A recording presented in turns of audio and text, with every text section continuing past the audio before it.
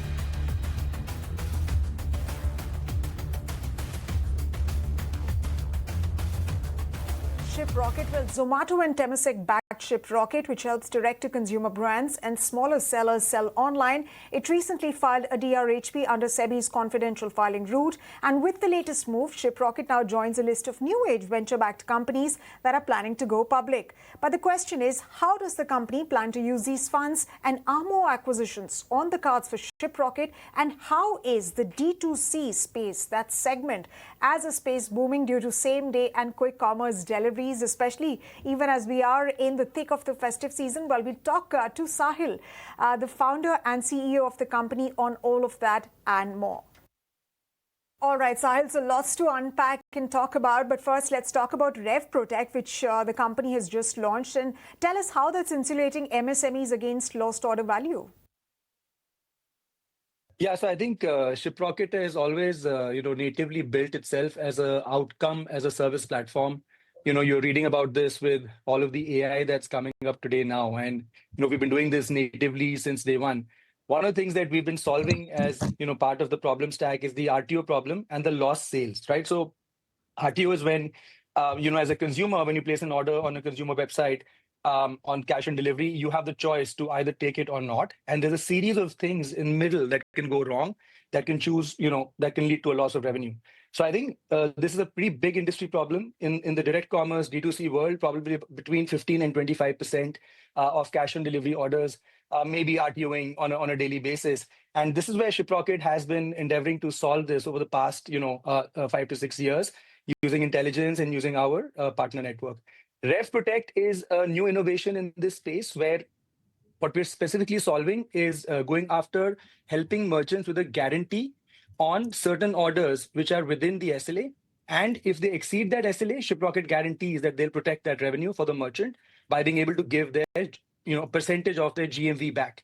So this is the first time where we're partnering with the merchant on building a fast lane for certain items where we can basically give them a better experience, especially during the festive season.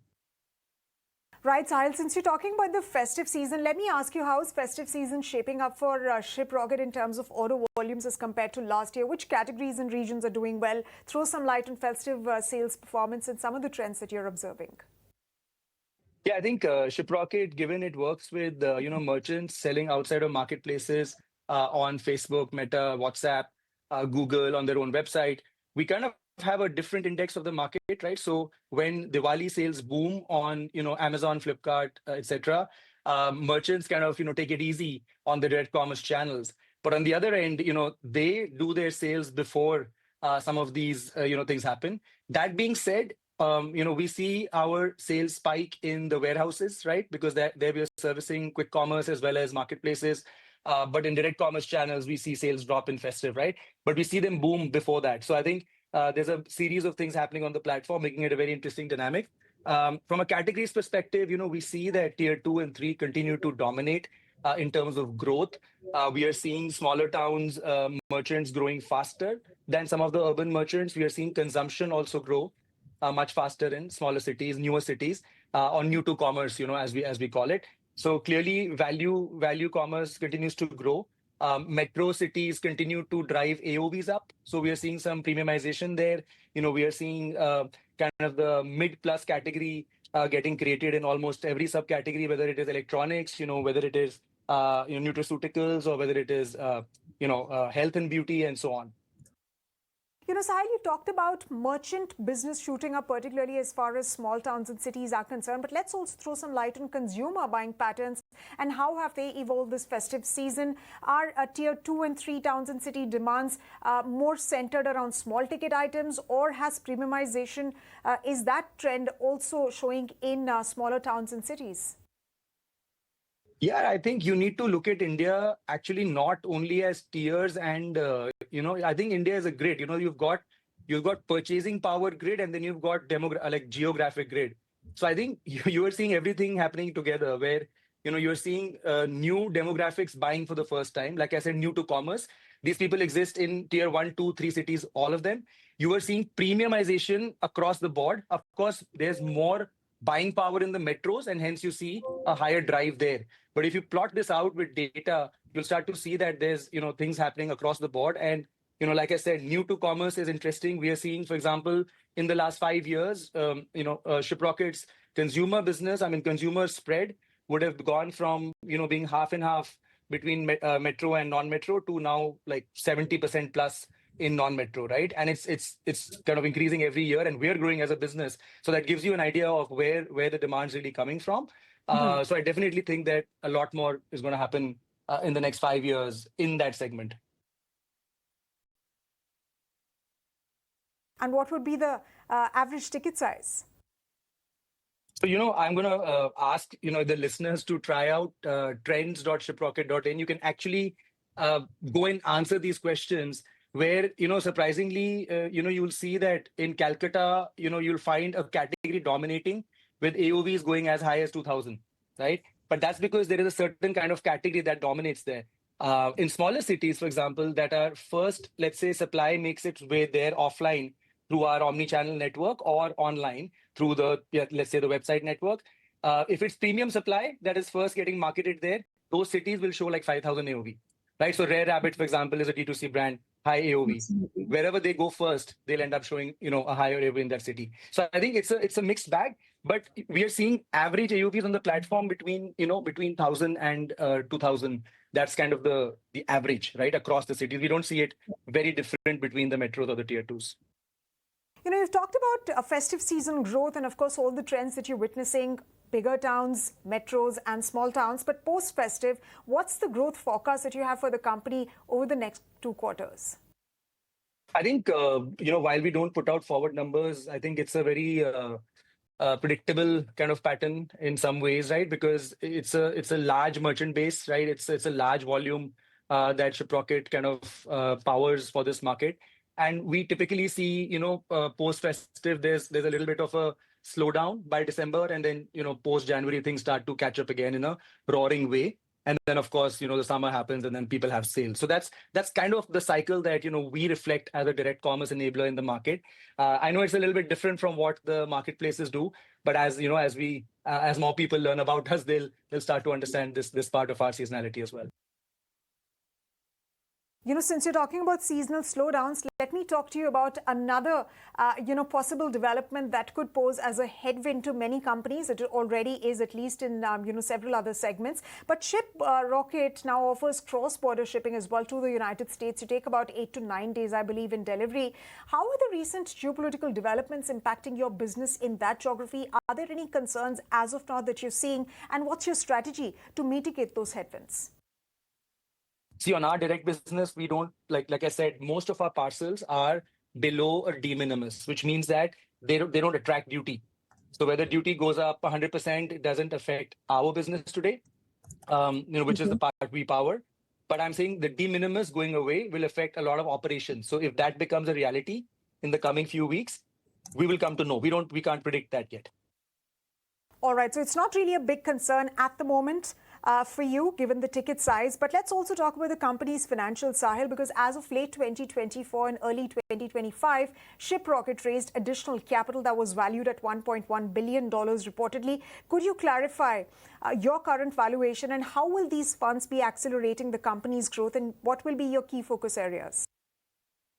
Yeah, see, I think I will not comment on valuation because, as a private company, the valuation is simply the price at which someone is willing to do a transaction. So that is as good as our last price, right? Until there is a new one. But in terms of like where we are excited and investing, I think there are three main areas, that we are seeing as like if we think of the next 5 years. So we've got this digital merchant business that we've built in India, created about 150,000 businesses, profitable businesses, lifestyle businesses that are running successfully on our platform. And we have built the full stack almost. Of course, we started with shipping, we did warehousing, we got into fintech, we got into checkout, we got into ads and built the whole stack.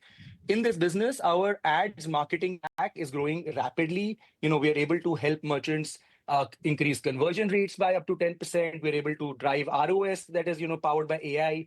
And we power hundreds of millions of shipments every year. So the data that we have is helping our merchants be able to do a great job, as good as like a large marketplace, right? So that's one part of the business we are very excited about, which is the helping merchants with marketing part. The second part of the business is sort of the quick commerce and the peripherals, let me call it. So there is dark stores that we are building. We are working with our supply partners that are now enabling dark stores in 3 cities, right? We're live in Delhi, Bangalore, and Bombay. Between 5 and 10 dark stores each. We are working with brands to quickly start onboarding inventory as well as integrating systems. So we're really kind of going behind that in a meaningful way. And we are also working with Shiprocket Quick through our hyperlocal app, where we're working with offline merchants who are getting affected by sort of the quick commerce businesses, pulling consumers, where they themselves want to be sufficient to have a way to service those consumers as well. So I think those are areas where we are very excited and investing behind in terms of engineering, investing behind in terms of merchant acquisition. This is a whole new segment for us. It's about 10 times bigger than the digital merchant only segment. So I think it's exciting 5 years ahead for Shiprocket.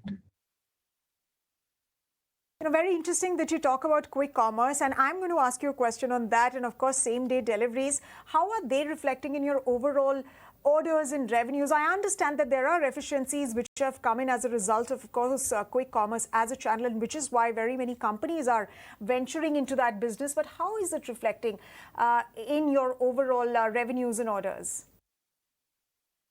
I can't give you any, so I can give you some ideas. So I think it's a million give or take, right, a month. So it is a meaningful number, right? If you combine our quick commerce kind of initiatives, and it's growing rapidly because I think, and we've been trying this actually, with having Zomato as an investor, we've had kind of some early like help or insights, I guess, in this market. And we tried doing it earlier, but I think what's happened is that with them creating the market and then now it becoming sort of like almost a utility, this is where consumers are going to shop. Like there's no question about it.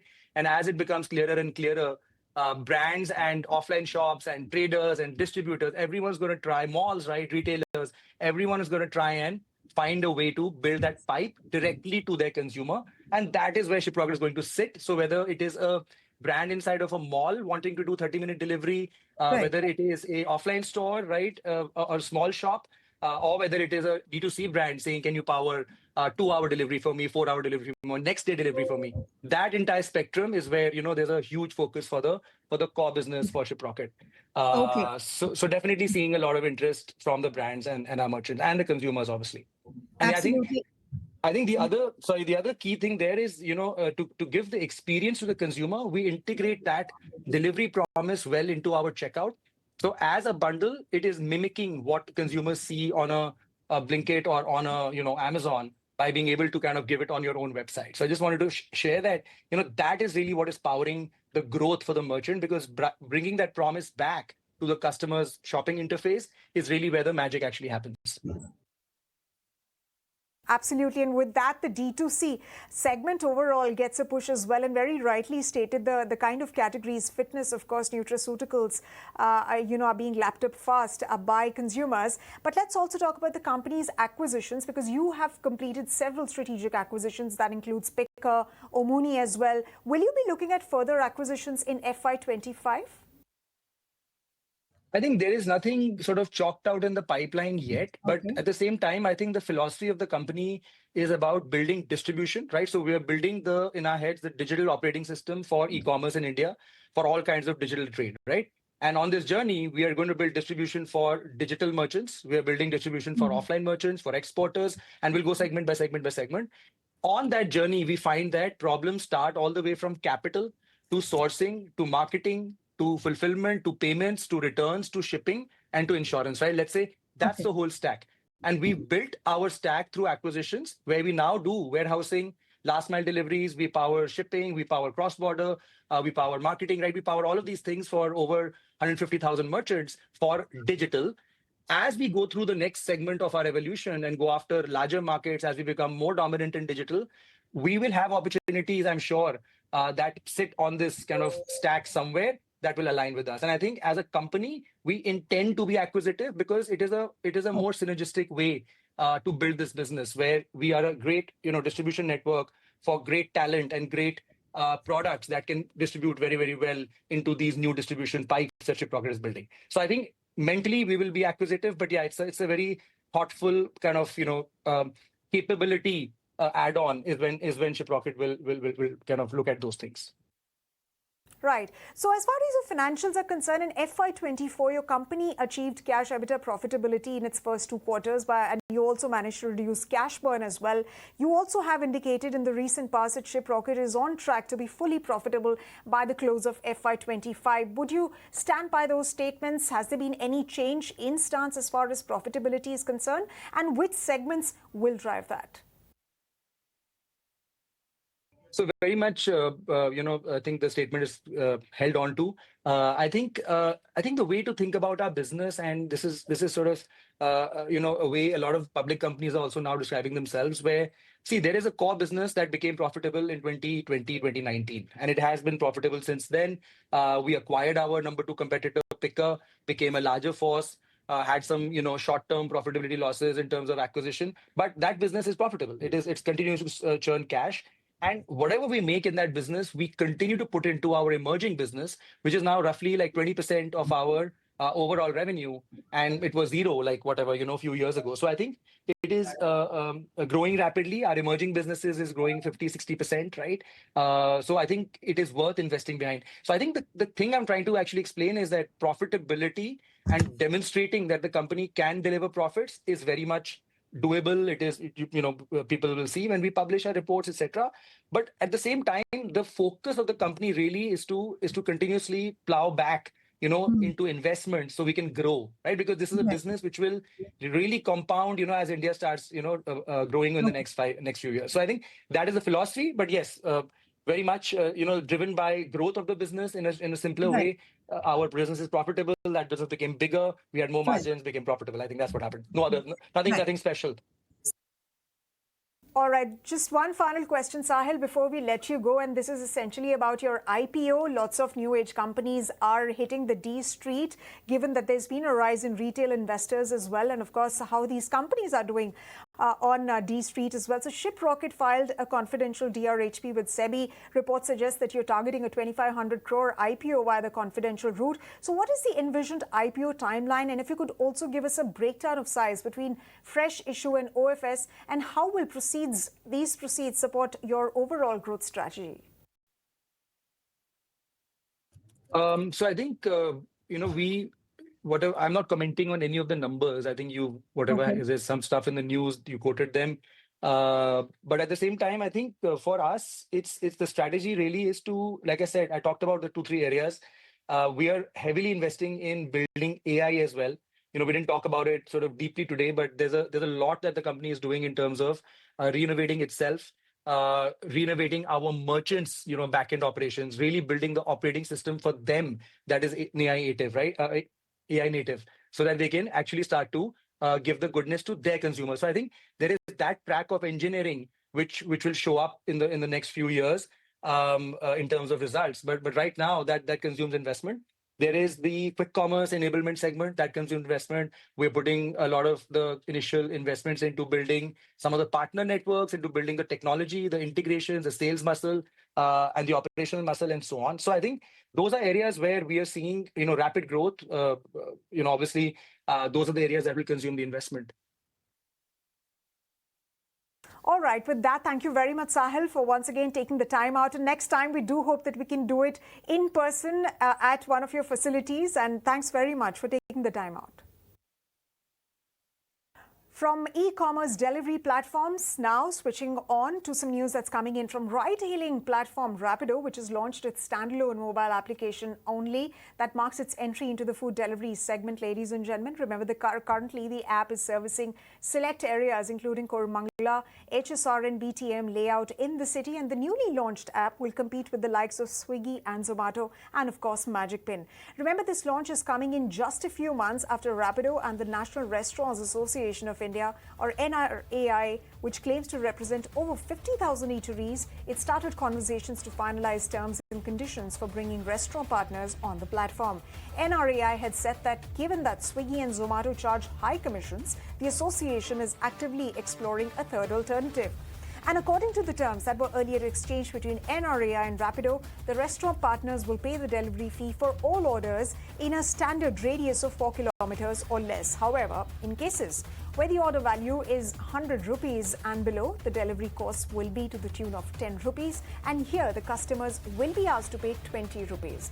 Remember, and it remains to be seen how this third alternative really shapes up against the established two. But that's the big news that's coming in from Rapido. But let's move on to taking a look at some other news that's coming in. And this is from Bitcoin, which has hit a record high during early Asian trading. It surpassed at $1,24,000 mark. It was driven by favorable U.S. legislation and a rise in U.S. equities. In fact, the cryptocurrency rose above its previous July record as well, and it briefly exceeded that $1,24,500 mark as well before it retreated a couple of hours back. In fact, Bitcoin's value has recently soared, and that's fueled by U.S. regulatory changes that have come in under U.S. President Donald Trump, who's been a strong backer of the crypto sector. In fact, crypto's price has also been boosted by large holders of cryptocurrency, who are referred to as whales. So the 100-day and the 200-day moving averages just crossed to the upside, supporting continued growth. Will there be further momentum and further rally in Bitcoin? That remains to be seen.